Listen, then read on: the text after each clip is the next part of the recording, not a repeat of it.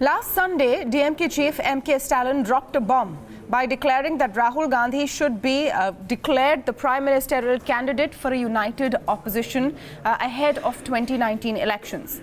Now, this declaration was met with uneasy silence from some opposition leaders and denials from others. Some, like Akhilesh Yadav, went on to say that this may be Stalin's view, but not that of all alliance partners. Now, remember, there has been no formal announcement yet of an anti-BJP alliance, but the broad understanding is that the leadership question will be addressed post-elections. For Rahul Gandhi, meanwhile, the question of acceptability as a contender for the top job remains. So can Rahul Gandhi overcome this PM-faced challenge, and will projecting him as a candidate harm or help the opposition alliance? To speak on this, I'm joined today by N. Ram, chairman of the Hindu Group. Ashutosh joins us today, political analyst and former member of the Aam Aadmi Party. I'm also speaking today with Sanjay Kumar, director of CSDS. CSDS is one of the few organizations which has actually done surveys of the popularity of Rahul Gandhi and Modi. Welcome to all of you, and thank you for speaking with us today. Mr. Ram, why do you think M.K. Stalin made this declaration, and he backed it up by reiterating it once enough opposition leaders had said no, we're not too sure about declaring someone? He came out and re-emphasized his position. What do you think is the reason for this? It's no surprise to me, because this is entirely fitting or consistent with the DMK's position on such issues. The DMK is one regional party that is unique in one respect, that it does not make a claim for any national position. That is at the helm, the prime minister and so on.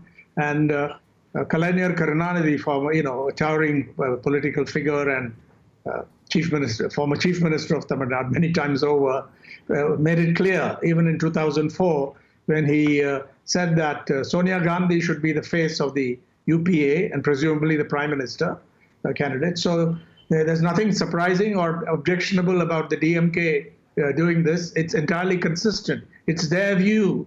Unlike most regional parties, which are somewhat ambivalent on whether they'll take up a position in the center, the DMK is clear. But it's, I think, a way of firming up the alliance and removing any doubt about the DMK-Congress alliance in Tamil Nadu. And the DMK will be a major player in what is to come. So I think I'm not surprised by it, and I see nothing wrong with it. It's entirely consistent with what they stand for.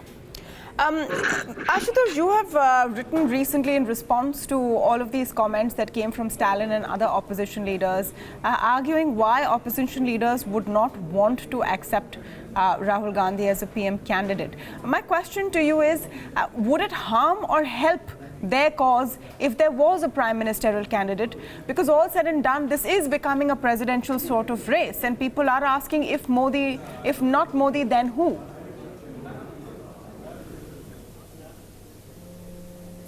See, I think it's a very difficult question to answer, why Mr. Rahul Gandhi wants to project himself as a prime ministerial candidate. I think the Congress think that it will not help the cause of the Congress if Rahul Gandhi is projected as a prime ministerial candidate. And there can be too many reasons. One, Rahul Gandhi is not Sonia Gandhi, and Rahul Gandhi is not Rajiv Gandhi too. You remember that Sonia Gandhi took almost 6-7 years to be accepted by the regional political parties and also within his own political party. Even Sharad Pawar, P.S. Sangman, others resigned when she became the party president.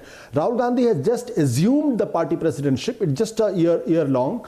And yes, he managed to win 3 states for the Congress party. He managed to dodge BJP in Karnataka too. And he also managed to have given a tough fight to BJP in Gujarat. But in terms of stature, Rahul Gandhi has to work really hard, because in opposition camp, there are the leaders who have more than 2 to 3 decades of experience, and there are more hawks like Sharad Pawar, Mayawati, Mamata Banerjee, and all of them has a prime ministerial ambition. So to be accepted as a prime ministerial candidate, it's incumbent on the Rahul Gandhi to prove his mettle further. Secondly, Mayawati this time is very hawkish. And she thinks that this is the time when Mr. Modi's popularity is declining. Rahul Gandhi is not still there. And she, being a Dalit leader who has her base of sizable influences other than UP, like in Rajasthan, Chhattisgarh, Madhya Pradesh, Punjab,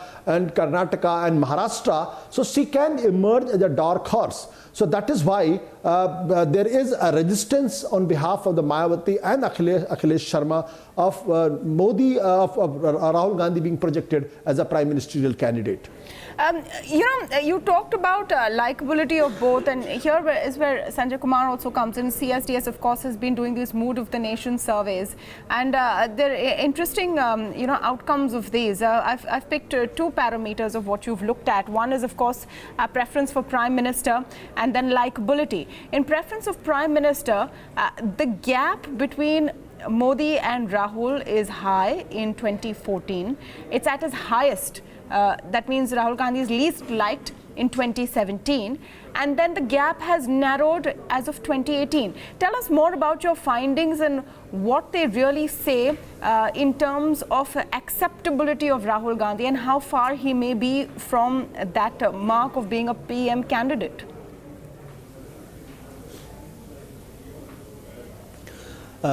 Going by the data, it is very clear that acceptability of Rahul Gandhi as a prime ministerial candidate, or people liking Rahul Gandhi as a leader, has gone up. It is going up, and Modi's popularity and Modi's acceptability as a prime ministerial candidate or as a prime minister is going down.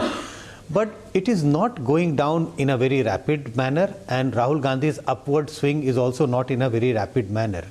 So the trend is very clear. If we look at the trend during last 1.5 years, the trend is very clear. I don't know whether the trend is going to continue in the same direction. In all likelihood, it should continue in the same direction because it is only few months left before Lok Sabha elections take place in April. But still, one should remember there is a big gap. Even if the trend is in this direction, there is a big gap between the popularity and the likability of Rahul Gandhi and Narendra Modi. And at the moment, nationally, I don't see Rahul Gandhi posing a strong challenge to Modi at the national level. Yes, there would be some states. We were talking about, say, Tamil Nadu. In Tamil Nadu, where BJP is not present, if you have a contest between Rahul Gandhi and Modi in Tamil Nadu, Rahul Gandhi will definitely score better. But nationally, I don't see Rahul Gandhi posing a big challenge to Modi, at least as things stands now. It's interesting, Mr. Kumar, because there are two sets of surveys. Of course, you've done one, C-Voter has done another. The gap has narrowed, but both of these surveys have been done before the results of these 5 state elections.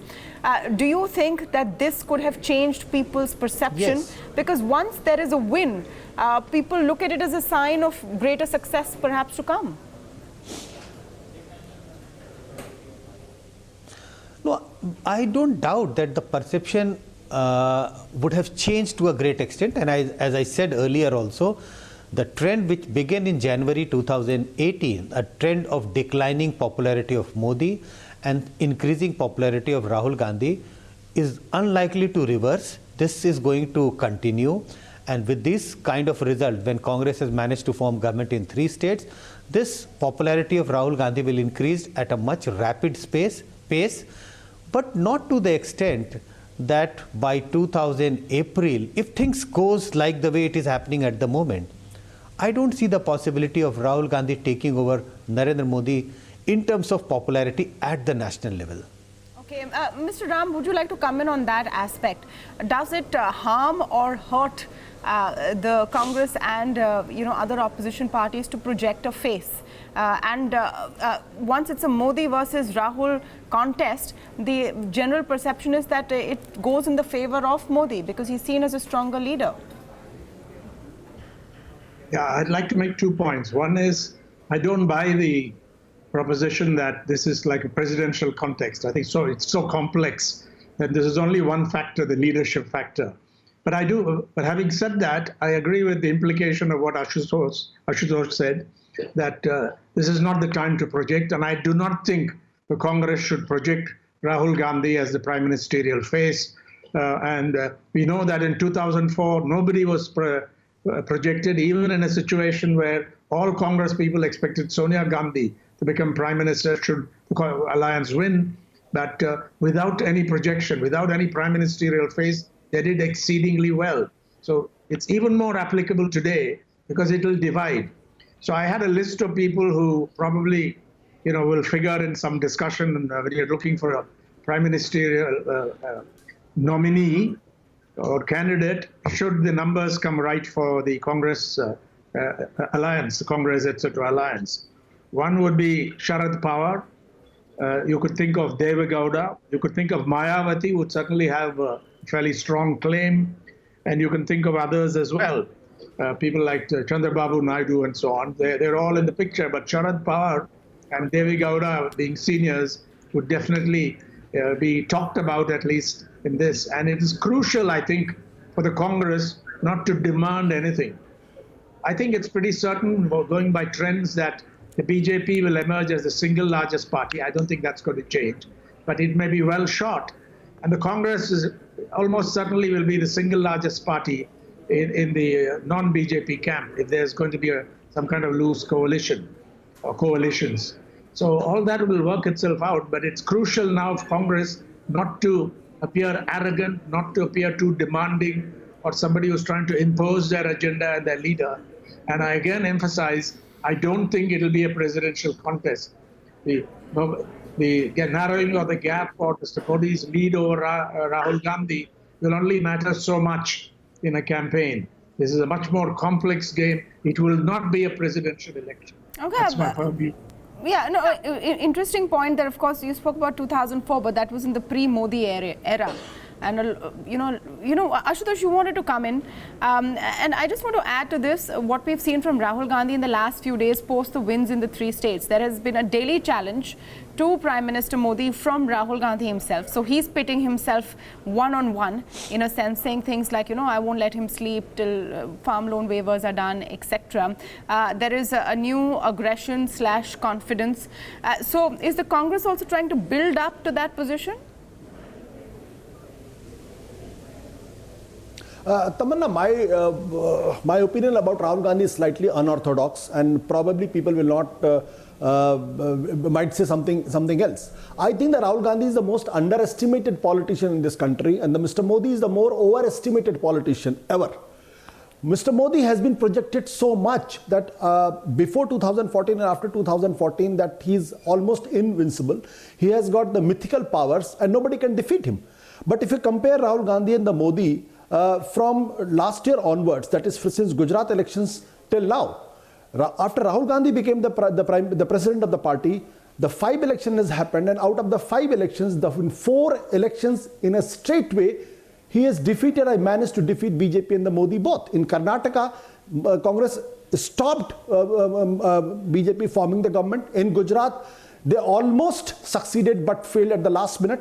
In 3 states, they are almost, they won all 3 states. So if you compare Modi's success and Mr. Rahul Gandhi's success after Rahul Gandhi became the party president, it is 4-0. And that way, Mr. Modi is lagging behind. Rahul Gandhi should also be understood in terms of trying to make a paradigm shift in the Congress itself.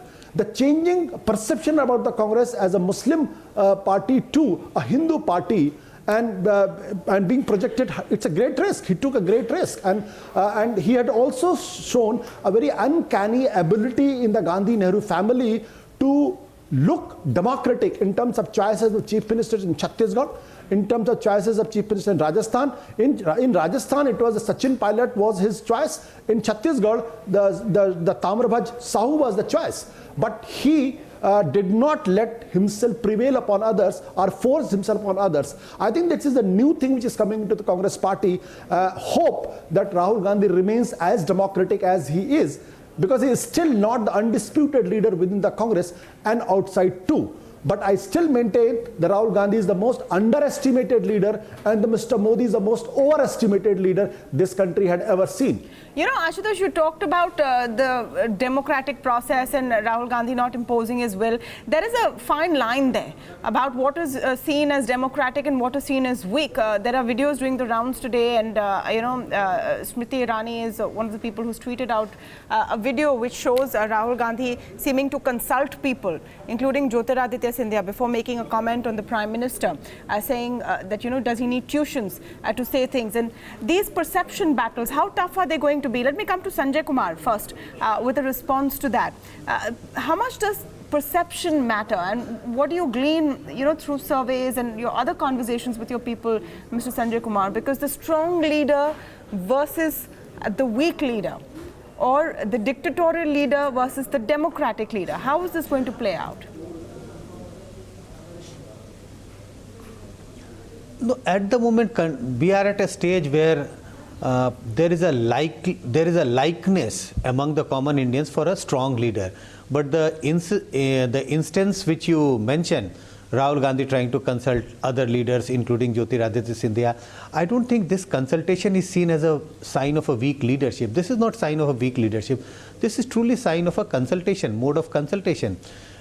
It would have been better if that mode of consultation would have taken place before they were on camera. That would have been better. But this is not a sign of a weak leadership. But generally, as I mentioned earlier also, that at the moment there is a likeness for people having, country having a strong leader, and this is more among the urban voters compared to the rural voters. And if we compare Rahul Gandhi and Narendra Modi, truly people think that Modi is far more strong leader and decisive leader compared to what we see in Rahul Gandhi. This is also because of the level of maturity, the level of experience in politics. So no doubt about that. There is a huge difference between how people see Narendra Modi as a very strong leader, a decisive leader, and the way people see in those aspects Rahul Gandhi. I won't say people are saying that Rahul Gandhi is a weak leader, but compared to Modi, if there was no comparison, people would have thought that Rahul Gandhi is equally strong. But since the comparisons, he's always being compared with Narendra Modi, then he's looked like a slightly weak leader. We're looking at only one set of binaries or choices. And Mr. Ram, you mentioned a list a little while ago, a very interesting list. When people are looking to make their choice, do they really want to see a Sharad Pawar, a Deva Gowda as a potential Prime Minister versus Rahul Gandhi, or a Chandrababu Naidu, or a Mamata Banerjee? Because the Congress at the end of the day is a pan-India party. Yes, I think that has to prove itself through numbers once it emerges. We are talking about the pre-election scenario. I also agree with Ashutosh again that he is hugely underestimated, and Mr. Modi, today nobody overestimates Modi's charisma or wave, because that's clearly in retreat. But it has been the case in the past. And 2014 was certainly an instance of some kind of wave operating. But coming back to this picture, I think Rahul Gandhi's strengths are, apart from what is mentioned, his consultative approach, etc., is that he's extremely aggressive, no holds barred. He seems to be uninhibited, free flying, if you like, and he studies certain issues. He's focused on the farm, the agrarian distress, unemployment, and so on. All these resonate with people's their perceptions, their moods, their aspirations, and I think he's striking the right chord. I have reservations about playing the Hindu card, being presenting the Congress as a Hindu party. I have real reservations on it, but we need not discuss it here. It requires a separate discussion. But I think on the whole, Rahul Gandhi is very effective as a leader of a party which declined a great deal, which couldn't have, it bottomed out, if you like, and he's been on the rise. And I think we shouldn't underestimate him. Absolutely right, Ashutosh made that point. Okay, in the end of it, just last comments from all the panelists on, whether there should be a projection of one leader as a potential prime ministerial candidate before 2019, considering the kind of politics we have seen since the ascent of the BJP. It is a very different kind of politics. And Ashutosh, would you like to go for that question? See, in theory, I personally believe that the projection of any leader as in the form of the presidential candidate, it goes against the basic ethos of the Constitution, because Constitution very clearly says that the leader should be elected on the floor of the House, and whosoever is the leader become the Prime Minister. So that goes against the basic ethos. I have a different opinion also. What I feel is that Modi has an uncanny ability to project himself as a victim. And if there is somebody who comes across as a prime ministerial candidate on behalf of the Congress and other leaders together, then he can go to the public and say, I am here fighting for you, but everybody has gathered to put me down. And the kind of resources he has, the kind of media control he has, he will successfully build a narrative. I think it is because of this reason that Rahul Gandhi is quite not going ahead, being projected as a prime ministerial candidate, and it's good for the third front and whatever front it is there against the anti-BJP camp, that they should not project any leader. They should go on the issues of on other electoral issues like the farmer distress, the unemployment and the price rise and all that, and focus on that and ask Modi to reply on those issues. That will be putting Modi on the mat on the issues which is really affecting the electorate this time. Sanjay Kumar, do you agree that a projection of any one prime ministerial candidate, and especially Rahul Gandhi, would only help the BJP? Yeah, I agree. In the present circumstances, it is best for the opposition not to project anyone, and best for the Congress not to project Rahul Gandhi as the leader as the prime ministerial candidate. Two factors. One, if you project anyone, Ashutosh has already mentioned, you project anyone, whether it is Rahul Gandhi, A, B, C, D, E, whosoever would be projected, Modi would look like stronger, and he has the ability to change the narrative in his favor if you project someone as someone opposing Modi. So he would project it himself like as a victim, that everybody has got united just to prevent me from becoming the prime minister, and I belong to a humble background. All this narrative he would be able to successfully mold in his favor. Second, if opposition wants to project someone, if Rahul Gandhi is projected or someone else is projected, I think this will not work in the direction of bringing all the opposition parties together or having alliances in different states. So in order to facilitate having some kind of an understanding, alliance in different states, it is best for the opposition not to project anyone as the prime ministerial candidate of whatever is that joint opposition against BJP. Mr. Ram, last comments on whether it would be a mistake or it would work to project Rahul Gandhi as a prime ministerial candidate. It will divide the alliance and it will be disastrous, especially if Congress does it. If Stalin projects it, it's a different thing. So I think, and they won't project anyone. I think they would have learned from 2004. You mentioned that now Modi, but then you had Vajpayee and you had the India Shining campaign on. It was a powerful thing against which the alliance was fighting, and the simple fact that nobody was projected. Vajpayee was this question mark, used to be they ridiculed it. I think that worked brilliantly for what became the winning alliance led by Manmohan Singh. All right. Thank you so much to all of you for joining us in this interesting decision as we look at the countdown to 2019. Rahul for PM is Stalin's call. No one else is joining in the chorus so far, and it may just work out to be a better proposition for the Congress and other opposition leaders.